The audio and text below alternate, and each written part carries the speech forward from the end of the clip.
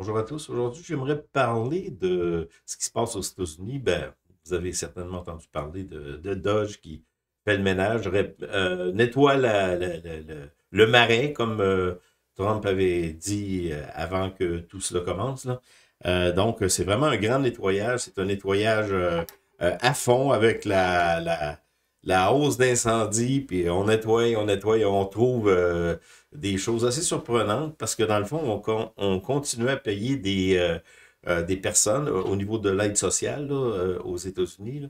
Je ne sais pas trop comment que ça marche, c'est comme l'aide sociale ici, j'imagine. En tout cas, on payait des personnes qui étaient sur cette aide-là, là, qui avaient 130 ans, 140 ans. C'est assez exceptionnel. Donc, il y a du ménage à faire partout, partout. Il y a tellement eu de gaspilles inutiles. Même, on a trouvé 4,7, je pense, c'était. Donc, ça doit être des triards. Ça veut dire 4 700 milliards de dollars. Je suis pas sûr de la quantité là, d'argent, là, parce que dans le fond, là, on compte plus à ces étapes-là. On ne sait pas où ce qui est rendu.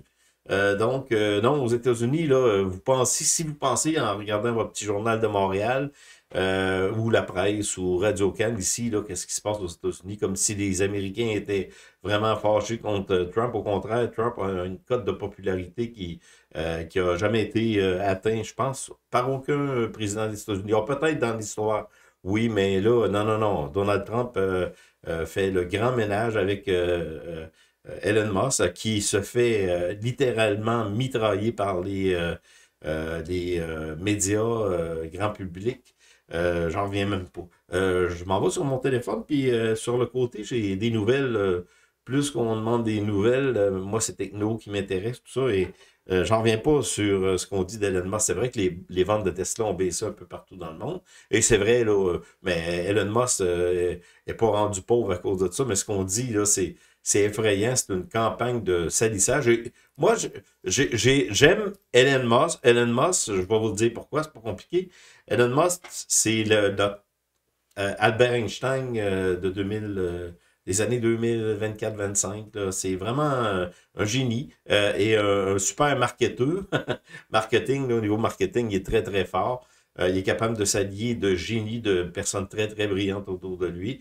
Parce que là encore, on dit que dans le fond, Elon Musk, c'est pas lui qui envoie les fusées, tout ça, c'est ses ingénieurs, m'excusez, là, mais Elon Musk, c'est un hyper travaillant. Je sais pas si vous avez lu son livre, là. C'est un gars qui passait sa vie lorsqu'il y avait PayPal dans son bureau. Il couchait littéralement dans un bureau loué. Là, donc, non, non, non, c'est quelqu'un qui bûche, qui code, un codeur extraordinaire. Donc, non, non, non, c'est pas n'importe qui, Elon Musk, même si vraiment, il n'y a pas besoin de faire de publicité pour ses autos. Là, c'est de la nouveauté. Il vend des autos en ligne. Il faut comprendre que Tesla, là, il n'y a pas de concessionnaire Tesla. Là. Il y a où il y a des places qu'on peut aller chercher une Tesla si on l'a acheté, là, mais il n'y a pas de concessionnaire à proprement dit. Donc, non, non, c'est un génie là-dessus. Et au niveau de SpaceX, c'est 5 satellites qui envoient toutes les semaines, je pense.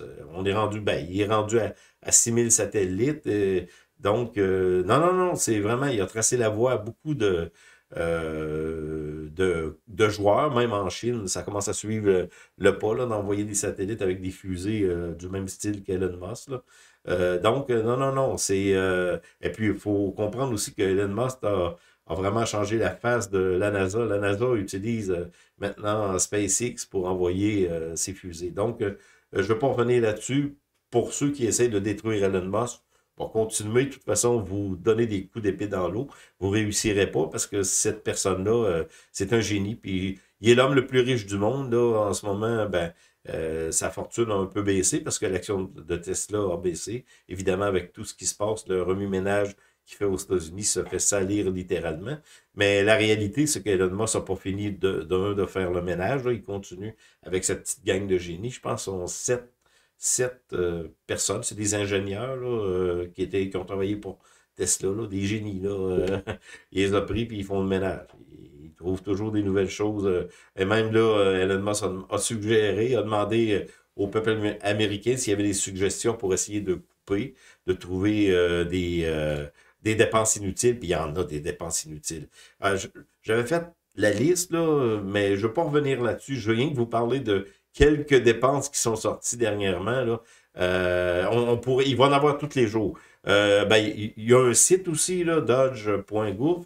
Et puis là, on a attaqué encore Elon Musk parce que le site n'était pas sécurisé. Elon Musk poste toutes c'est dernièrement qu'il a posté ce qu'il fait là, sur le site parce que c'était uniquement sur X. C'est le département de gouvernement Dodge. Là, vous cherchez ça sur X, vous allez voir la page X et tout. Il poste tout le temps là et le site lui-même n'était pas sécurisé. Il était un peu, je dirais pas amateur, qui a été fait vite.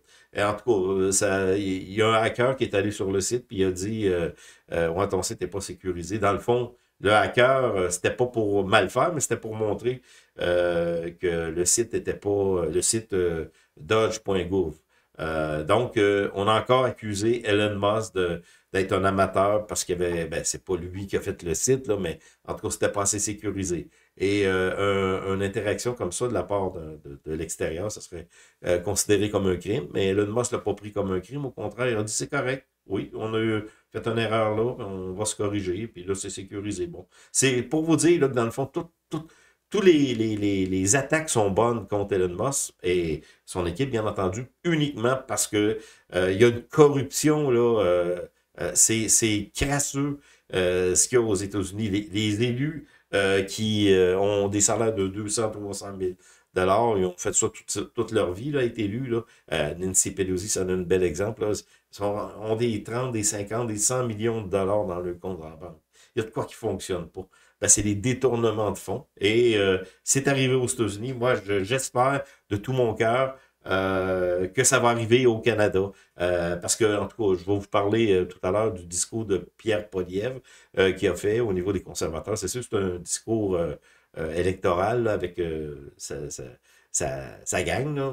On va dire ça comme ça, là, sa gang. Là. Mais les valeurs qu'il a prônées au niveau du Canada, Canada d'abord, là, c'est extraordinaire. Moi, j'étais fatigué, là, à peu près un an, là, d'entendre les âneries, là, des libéraux, là, avec Justin Trudeau, avec ses bas roses, puis avec des petits animaux, là, la diversité, inclusion, le drapeau LGBT qui est sur le Parlement au lieu de notre beau drapeau canadien.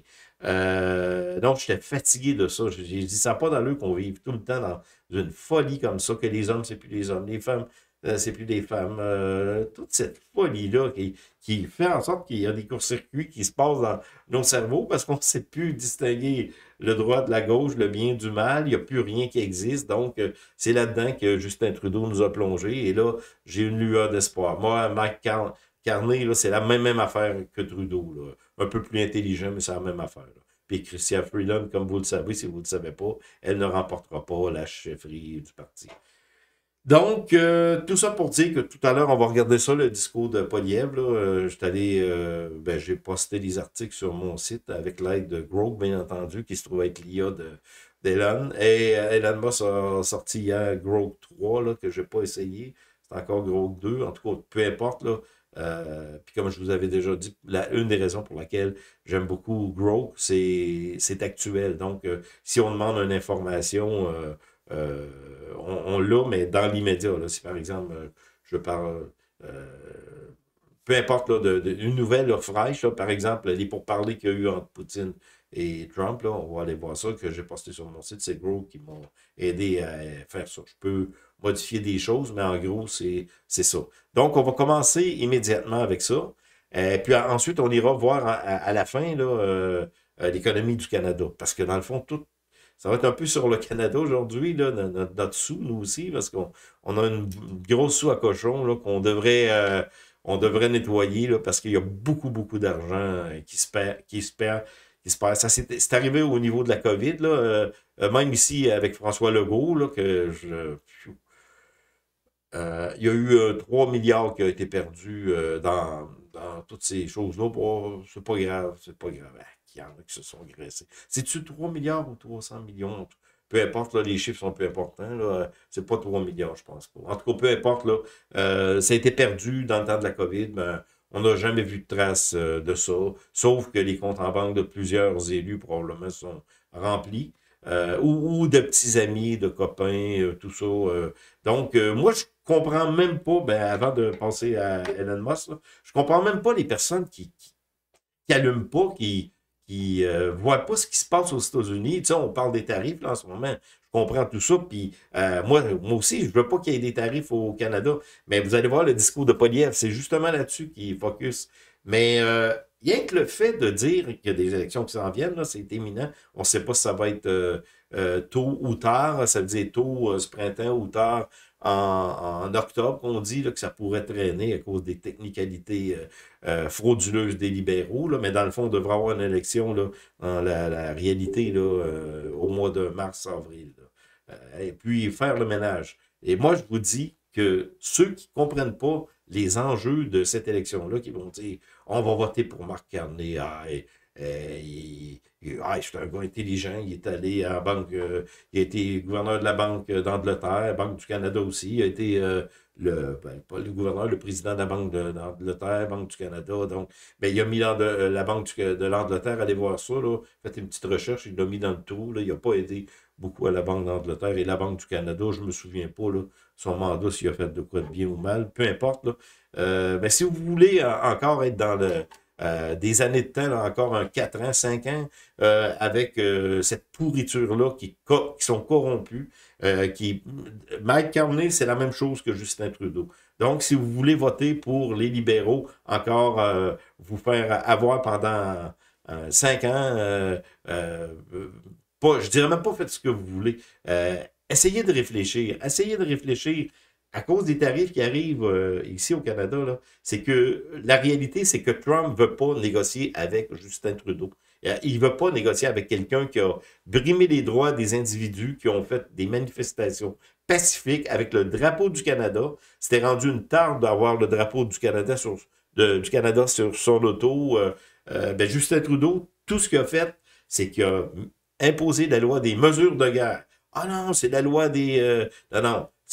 Le nom a changé sous Brian Mulroney, mais la réalité, c'est que c'est la loi des mesures de guerre, la même loi qui avait été mise avec son père dans les années 70 à cause de la crise d'octobre. Donc, non, c'est la même chose. Justin Trudeau, Mike Carney, la même chose. Donc, si vous voulez être encore là-dedans pendant des années, moi, je suis écœuré de ces politiques-là qui font pas avancer le Canada, tandis qu'on aurait plein de solutions. Les barrières tarifaires, Poilievre va en parler. Donc, je vais me dépêcher un peu parce que sinon, ça va être long. Donc, on va aller tout de suite avec Balogan.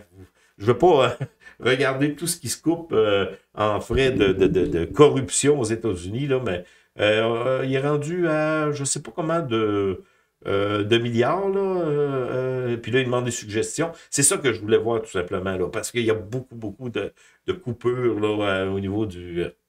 c'est effrayant. Donc, ça, c'est une des nouvelles qui est sortie, c'est avant-hier ou hier, le 17 février. C'est le 16 février. Ça se trouve être tous ceux qui bénéficient de l'aide sociale aux États-Unis. Là. Ben, je ne sais pas c'est quoi le système, là, social, sécurité database, ça c'est la sécurité sociale. Donc, de 0,938 millions, je ne sais pas comment que ça marche, là, le chose, mais peut-être c'est la famille, vu que tu as des enfants, puis que tu es pauvre, en tout cas, peu importe, c'est pas là qui est le point. Là. Le point, c'est que, bon, c'est quand on a du monde qui bénéficie de l'aide sociale, ben, c'est peut-être pas, c'est cumulatif peut-être, là, peu importe, c'est pas important. L'idée, ce qui est important, c'est après 100 ans, là, mettons 90, 99, 100 ans. 100 à 109 à 1, tu as 4 700 000 personnes qui bénéficient de la sécurité sociale. Je pense que c'est en tout cas des thèmes, peu importe, là, pour la nourriture, peu importe. Tu en as 4 millions de 100 à 109 ans. Déjà, là, on est pas mal dans les records d'âge. 110 à 119 ans, tu as 3 627 000 qui bénéficient de ça. De 110 à 119 ans, là, aux États-Unis, je ne sais pas comment il y a de personnes qui ont de 110 à 119. Je pense en tout cas, à mon avis, on pourrait les compter sur les doigts de la main, mais c'est pas terminé. De 120 à 129, on est 3 400 000. De 130 à 139 ans, 3 millions de... Écoutez, puis, on a même 170 ans, 179 ans, 6 000 personnes, 180, 189 ans. Ça, c'est Elon Musk avec ses petits génies qui a trouvé tout simplement les bases de données parce que l'argent, là, l'argent est dilapidé littéralement aux États-Unis et c'est la même chose au petit, à petite échelle, là, au prorata. Je suis sûr que c'est la même chose ici au Canada. Donc, c'était pour vous donner un exemple de nouvelle corruption. Et puis, dans le fond, il y a beaucoup de chèques qui sont distribués à des personnes qui sont mortes ou des personnes qui devraient, en tout cas, être à 120 ans. Là, et on devrait mettre ça dans le record Guinness ou peut-être, je ne sais pas, parler de longévité. Et même, on a des personnes de 180, pas beaucoup, là, mais quand même, regardez, c'est ridicule. Là. Aussi bien dire, il n'y a plus de contrôle. Là. 220, 229 ans, il y a 1000 personnes. 200, c'est fou, là. C'est débile, là. Donc, vous voyez la corruption aux États-Unis. C'est pour ça que le peuple américain est vraiment content de ce qui se passe. Et ce qu'on va faire, on va continuer. Ça va être rapide parce que je veux justement aller dans l'économie à la fin. Là. En ce moment, il se trouve avoir des négociations. On ira après, là, au niveau du discours de Poliev, des négociations entre Trump et Poutine. Comme vous savez, il y a eu des discussions. C'est que Trump a contacté un appel téléphonique de 90 minutes sur les négociations de paix entre, pour terminer la guerre en Ukraine. Trump a évoqué une possible rencontre en Arabie Saoudite. Je pense que ça va arriver, là, discussion soulignant son intention de travailler étroitement avec Poutine. Donc, les pourparlers de paix ont commencé avec Poutine pour faire en sorte que ça... Mais c'est l'Europe. Ben ici, là, l'Europe a des réactions mitigées.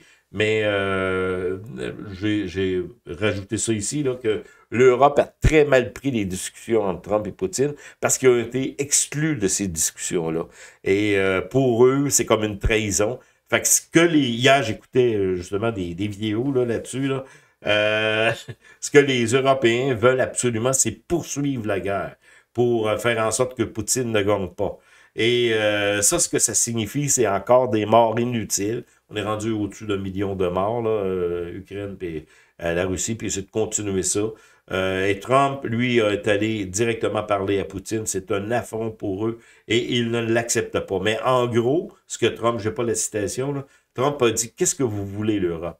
Est-ce que vous voulez que le carnage continue? Est-ce que vous voulez que les Russes écrasent l'Ukraine? Parce que c'est ce qui va arriver. Les Russes sont vraiment plus forts que l'Ukraine et donc le carnage pourrait se poursuivre. Ou est-ce que vous voulez qu'on commence à négocier? Et c'est ça.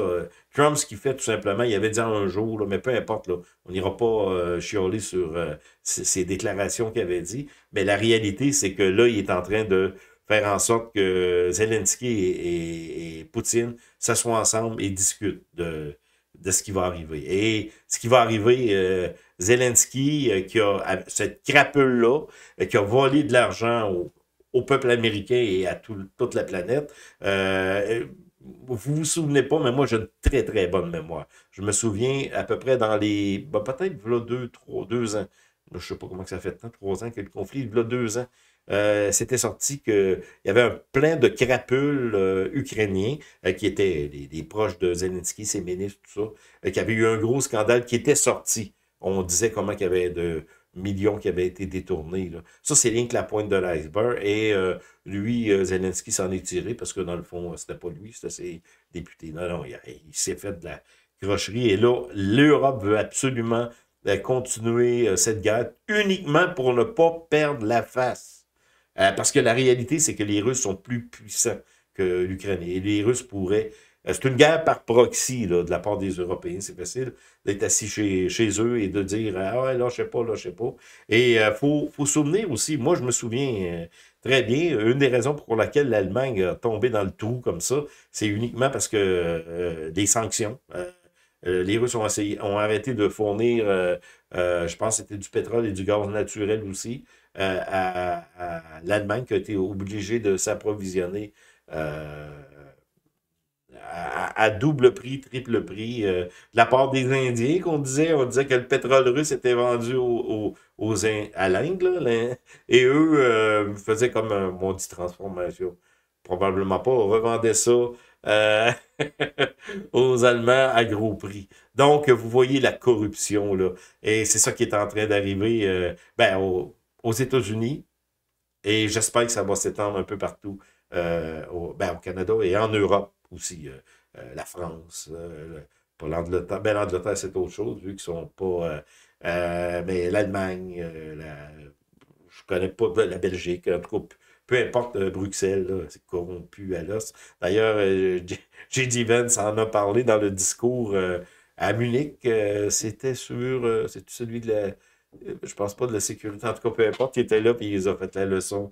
Oh, ça n'a pas été beau au niveau de la liberté, de la démocratie. J.D. Vance, ils ont fait la leçon, c'était très, très bien. Donc, OK, c'est ça que je voulais voir, la corruption qui existe un peu partout, la guerre d'Ukraine qui a été un champ de corruption, non seulement un champ de sang, là, beaucoup de victimes innocentes, là, et Boris Johnson a beaucoup de sang sur les mains parce que lui-même, à 2 ans, même pas 2 ans après, là, il y avait des négociations, là, il y aurait pu avoir un entente entre la Russie et l'Ukraine et pas Boris Johnson, excusez, s'est rendu là et a arrêté les négociations. Non, on continue à bombarder. Et en ce moment, c'est ce que l'Europe veut. Là. Non, il faut continuer la guerre. Regardez ça. Des démocrates, eux, c'est pas les démocrates, mais les démocrates, c'était la même philosophie qui se drapent dans la vertu, d'aider les pauvres, les miséreux. Ah, nous, on est là pour tout le monde. Puis, d'un, c'est corrompu à l'os, c'est complètement faux. C'est les dirigeants qui se remplissent les poches. Et de deux, cette vertu-là, ben, c'est la guerre, le sang. Moi, c'est la paix que je veux. Et Donald Trump l'avait dit, il l'a fait au début, dans son premier mandat. C'est là qu'il y avait moins de conflits là, avec l'administration Biden. Ça a monté à 58, 59 conflits. Avec Trump, on avait quelques-uns, tout simplement. Il avait réussi à atténuer tout ça et c'est ce qu'il veut faire encore. Et là, le premier mandat, il était comme un peu lié, mais là, il n'est plus lié. Donc, il va continuer et c'est une bonne nouvelle. Donc, on va aller voir le Canada. Avant ça, je vais tout simplement vous parler rapidement du discours de Poliev. Je pense qu'on n'aura pas le temps au niveau, parce que je veux me limiter à une demi-heure. Je referai ça peut-être dans une autre vidéo. C'était pour vous parler des indicateurs économiques du Canada. Dans le fond, on va en parler rapidement, puis je reviendrai sur Poliev. Tout simplement, on va regarder ça vite, vite, vite. Les indicateurs économiques du Canada, dû au fait que les sanctions vont probablement, en tout cas, peu importe, là, qu'ils soient imposés, pas imposés, tout ça, il y a une peur qui s'est installée et à cause de ça, on commence, c'était déjà entamé, là, taux de croissance annuelle du PIB, on peut aller voir ça. Il y a beaucoup d'indicateurs. Tout nous montre qu'on est en descente. Ça, c'est le taux de croissance du PIB, peut-être pas ça.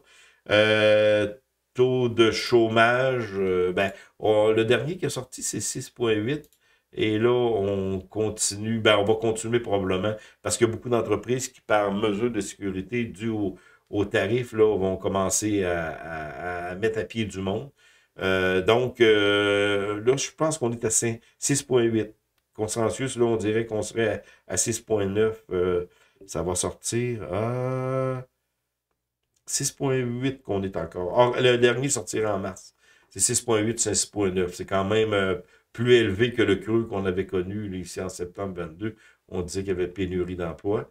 Donc, OK, ça, taux d'intérêt. Le taux d'intérêt, comme je vous ai dit dans ma dernière vidéo, c'est en baisse et ça va continuer à baisser. Il n'y a rien qui me dit que ça va changer. Aux États-Unis, on se disait que l'inflation va peut-être reprendre, mais ici, le taux d'intérêt, ça continue à descendre et c'est où, je vous avais dit, bon, sur ce site-là, le Trading Economy, je l'aime vraiment parce que vous avez vraiment un peu tout ce qui regarde l'économie et vous avez ici une prévision, c'est des tendances à peu près. Et on dit que le taux d'intérêt ben, à cause de toute la macroéconomie, là. Puis vous allez dans prévision, tout simplement, ici. C'est très, très intéressant. Parce que on devrait aller à 2,50 en 2025 selon nos modèles économétriques. Là, c'est pas nécessairement ce qui va arriver, mais même moi, j'ai vu 2,25 à peu près en septembre, octobre, novembre, là, vers la fin de l'année. Donc, on est en tendance baissière et ça pourrait aller 2,25 que j'ai vu. Mais moi, peut-être, je dis que ça pourrait aller plus bas dû au fait que si les sanctions ben, économiques sont imposées et que nous, on fait de notre côté la guerre économique, ben, les deux vont peut-être être perdants, autant les États-Unis que le Canada, mais le Canada, nous, entre autres, vu qu'on est une plus petite économie, on va être encore plus perdants. Donc, ben, c'est un peu ça. Indice PMI, je ne sais pas si... confiance des entreprises, ça, c'est assez important. On va aller voir ce que ça dit. C'est à la baisse, ça, c'est sûr. C'est sûr, regardez, c'est pas beau, là. Ça, c'est en janvier, là. On a vraiment un déclin de la confiance, ça, c'est sûr, le long terme, là, on est en déclin. Confiance des entreprises, puis là, c'est un indicateur. Il y a le vente au détail mensuel. Ça, c'est peut-être la confiance des consommateurs qu'on devrait aller. Ah, vous, les ventes au détail, ben, c'est sûr, c'est décembre, là, Noël. Là. Bon, on va aller voir la confiance des consommateurs. Ça, c'est assez important. Bon, c'est ça, c'est en baisse, là, la confiance des consommateurs, c'est sûr, à cause de ce qui se passe en ce moment. Là, fait que c'est ça. Vente au détail, industrie manufacturier, confiance des entreprises, c'est au déclin. C'était un peu ce que je voulais vous montrer. Et à la fin, ce qu'on fait tout simplement, on va voir le discours de Pierre Poilievre. Moi ben, je le cacherai pas, moi, je vais voter Poilievre, c'est sûr, là. J'avais pensé peut-être à Maxime Bernier, mais le problème avec ça, c'est que je veux pas comme mettre mon vote pour je dirais pas le jeter dans les poubelles, mais je voudrais qu'il profite parce que je suis tellement fatigué du climat qui existe ici depuis 9 ans, surtout avec la période de COVID, et ensuite ça se poursuit avec les folies de Trudeau et des libéraux, que je veux que que ça décolle de ma vie. Donc, le discours de Poilievre, je l'ai écouté en entier, il était anglais-français, c'était vraiment bon, c'était vraiment dans mes valeurs, carrément. C'est la raison pour laquelle je vais voter pour Pierre Poilievre, et c'est le Canada d'abord. Lui a parlé justement des tarifs, là. Il n'a pas paniqué avec ça, il a dit tout simplement, on doit devenir fort, enlever les barrières interprovinciales, on a toutes des barrières, là, ce qui ne sont pas nécessairement des taxes, mais souvent, c'est... par exemple, il parlait de la boisson, la SAQ. Moi, en passant, je ne bois plus. Là. Ça fait 10 jours, puis j'arrête ça pour de bon. Je vous en parlerai plus tard, mais en tout cas, c'est un petit passage comme ça que je viens de vous dire. Mais l'indépendance économique, ça commence par enlever les barrières tarifaires qu'on a entre provinces, et on pourrait très, très bien, en tout cas, s'autosuffire en partie, et on pourrait en profiter pour développer notre économie. Bon, on va donner rien que les grands points. Là. Ah, c'était vraiment bon, je vous recommande d'aller le voir. Peut-être que je vais mettre le lien, là. J'ai oublié de le mettre, mais je vais le mettre. Patriotisme, il a parlé du patriotisme canadien. Moi, j'ai déjà été indépendant, puis Parti québécois, tout ça, mais c'est fini, fini, fini. Je pense que les enjeux sont plus là, puis non, Plamondon, là, ce qu'il veut promouvoir, c'est du passé, là, puis c'est de valeur, parce que si ça aurait pu, on aurait pu avoir un Québec différent, j'aurais peut-être encore embarqué là-dedans, mais avec ce qu'on a eu comme exemple depuis les dernières années, avec le menteur ben, je dirais pas le menteur, là, je vais dire le non véridique de François Legault, là, pour me faire... les non-vérités de François Legault, ben, peut-être que je serais encore peut-être piqué, mais je ne le suis plus. Donc, patriotisme, indépendance économique. Ça, c'était vraiment bien, cette partie-là.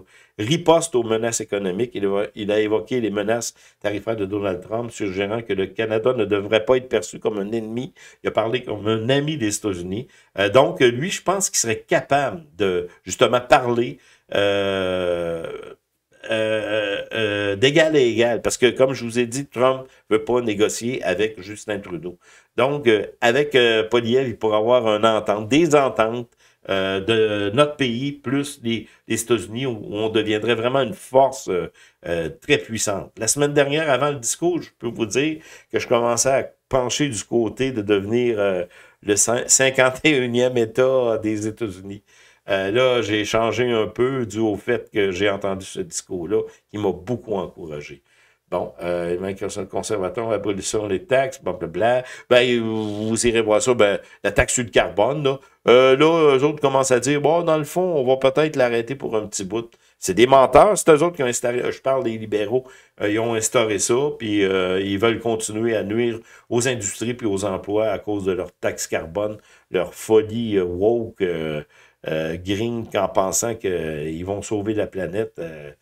La culture et l'histoire. Il a parlé de remettre la culture canadienne au milieu de nos valeurs. Et ça, c'était très, très, très touchant pour moi.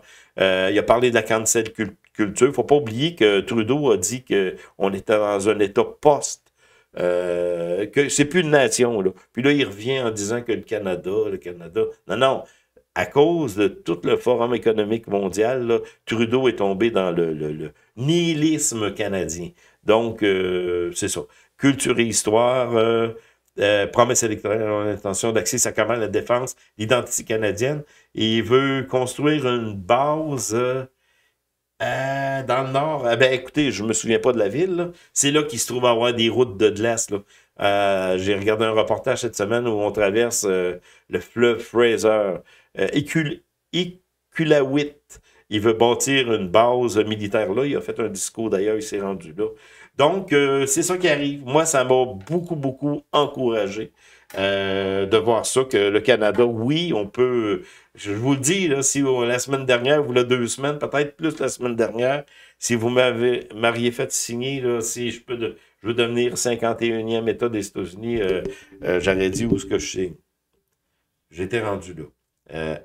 Parce que je savais que Poilievre, quand même, j'aime les valeurs du Parti conservateur, mais j'avais pas vu ça de cette manière-là, avec ce discours-là qui m'a vraiment touché. Je vais mettre le lien, c'est garanti. Je vous encourage à aller le voir. Donc, c'est un peu mon analyse aujourd'hui de la situation.